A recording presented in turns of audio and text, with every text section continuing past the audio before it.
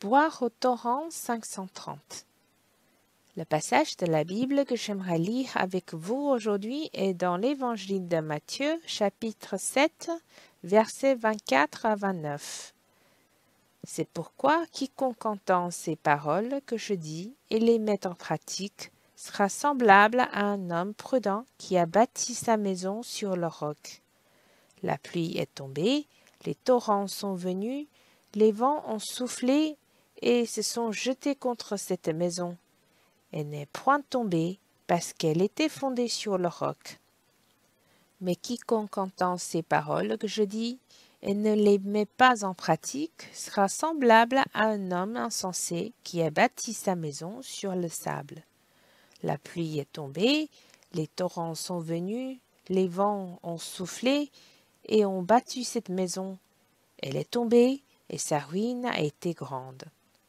Après que Jésus eut achevé ses discours, la foule fut frappée de sa doctrine, car il enseignait comme ayant autorité et non pas comme leurs scribes. Cette parabole d'un homme prudent qui a bâti sa maison sur le roc se trouve aussi dans l'Évangile de Luc, chapitre 6, versets 47 à 49. Lisons aussi ce passage de la Bible attentivement. Je vous montrerai à qui est semblable tout homme qui vient à moi, entend mes paroles et les met en pratique. Il est semblable à un homme qui, bâtissant une maison, a creusé profondément et a posé le fondement sur le roc. Une inondation est venue et le torrent s'est jeté contre cette maison, sans pouvoir l'ébranler, parce qu'elle était bien bâtie. Mais celui qui entend et ne met pas en pratique est semblable à un homme qui a bâti une maison sur la terre, sans fondement.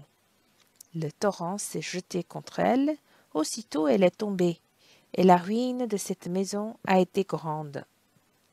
Dans ces deux passages de la Bible, le Seigneur Jésus a utilisé une parabole pour nous faire comparer que si une personne entend les paroles du Seigneur Jésus et veut bien les mettre en pratique, elle est comme quelqu'un de prudent qui a bâti sa maison sur le roc, vraiment inébranlable. Ni la pluie, ni le torrent ne peut la faire tomber. Toutefois, si quelqu'un entend les paroles du Seigneur et ne les pratique pas, qu'adviendra-t-il? Il est comparé à un homme stupide ou ignorant qui a bâti une maison sur le sable. Évidemment, elle n'est pas solide du tout. Face à la pluie, au torrent et au vent, cette maison tombera en ruine.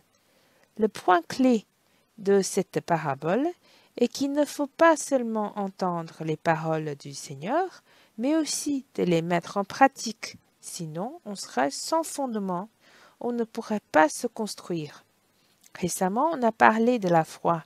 Il va de même pour la foi. Le fait de connaître la vérité ne veut pas dire avoir la foi. Il nous faut adopter une attitude, agir et s'appuyer sur lui, aller devant lui, non pas seulement croire et reconnaître ses paroles de vérité, mais aussi s'y mettre.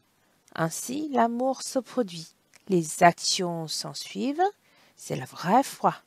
Être l'homme prudent qui a bâti sa maison sur le roc éternel du Seigneur. Frères et sœurs, que nous puissions être l'homme prudent. Il nous faut agir. Pendant la lecture de la Bible, il y a un point qui m'a ému. Voyez, dans le sermon sur la montagne, au tout début, il y a déjà 5 mentions de « vous avez entendu » ou « vous avez appris ». Entendre ou apprendre est vraiment important. Ces 5 fois incluent qu'il a été dit aux anciens ou qu'il a été dit. Mais ici, il s'agit de ses propres paroles. L'Évangile de Matthieu dit « Quiconque entend ces paroles que je dis et les met en pratique. » L'Évangile de Luc dit « Entends mes paroles et les met en pratique. » On entend beaucoup, mais quel est le plus important? C'est d'entendre ces paroles, c'est-à-dire les paroles du Seigneur. Le Seigneur nous parle vraiment, mais a-t-on le temps d'aller devant le Seigneur et de l'écouter? Avant d'agir, il nous faut connaître la volonté du Seigneur, entendre ses paroles, c'est-à-dire d'abord nous approcher de lui, nous réjouir en lui et le laisser parler à notre cœur, et ensuite agir. Ainsi, nous saurons quoi faire pour satisfaire son cœur. Ici, le Seigneur est en train de nous rappeler le besoin de venir devant lui et d'écouter ses paroles. Bien sûr, l'action est très importante, mais quelle est la première action la plus importante? C'est de venir devant le Seigneur et l'écouter.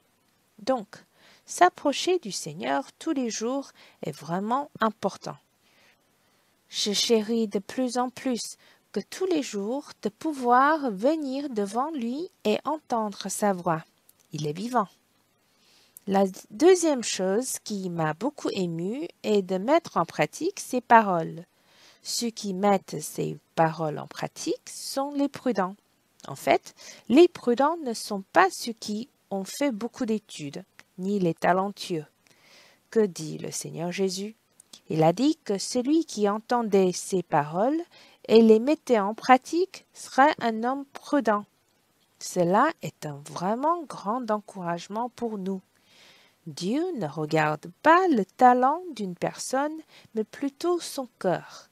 Comment est-on envers lui? Il le sait très bien. Tant qu'on a ses paroles et qu'on lui obéisse, on va lui plaire et on sera le plus prudent, le plus sage. Donc, frères et sœurs, il ne faut pas se sous-estimer. Peu importe si l'on a fait des études ou pas, si on est talentueux ou pas, si l'on refuse d'écouter le Seigneur et ne pas mettre en pratique ses paroles, on est ignorant. Être ignorant veut dire qu'on n'a pas de connaissances.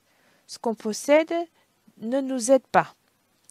La vraie connaissance est celle de connaître l'Éternel, de connaître Dieu.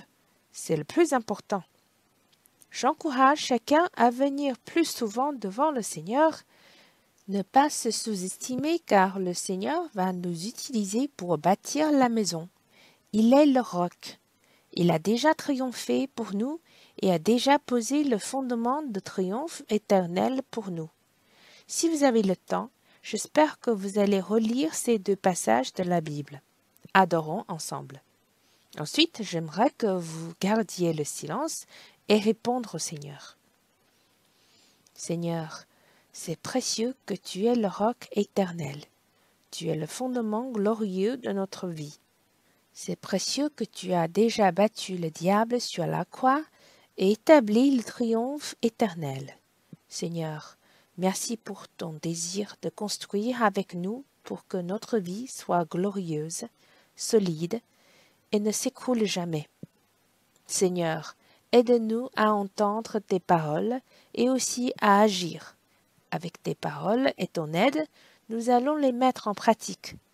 Seigneur, tu es comblé de joie. Seigneur, aide-nous à devenir quelqu'un de prudent dans ce monde, mais pas un savant qui n'agit ni ne met en pratique tes paroles. Seigneur, que tu bénisses chacun d'entre nous pour qu'on agisse, pour qu'on se batte pour toi et pour ta volonté jusqu'au bout. Que le Seigneur nous bénisse. Voilà, frères et sœurs, si vous avez le temps de rester en silence, répondez au Seigneur ou relisez ces passages. Que le Seigneur vous bénisse.